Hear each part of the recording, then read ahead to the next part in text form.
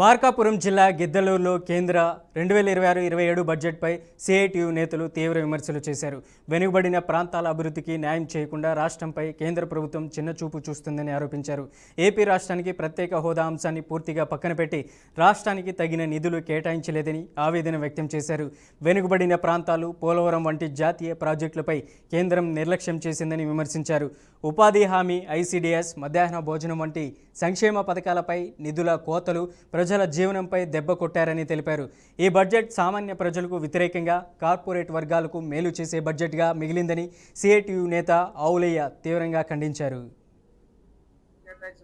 CITU జిల్లా కార్యదర్శిని కేంద్ర ప్రభుత్వం 1వ తారీఖున బడ్జెట్ పెట్టింది.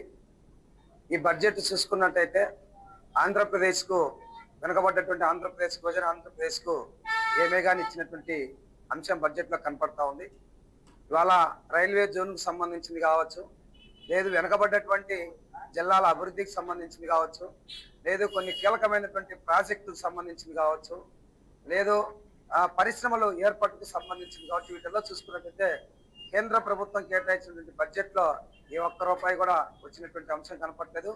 ప్రధానంగా పోలవరం ప్రాజెక్టు నిర్మాణం చేయాలని చెప్పేసి గతంలో 5,000 కోట్లు ఇచ్చాము, ఇప్పుడు 3,300 కోట్లు ఇచ్చామని చెప్పేసి చెప్తా ఉంది.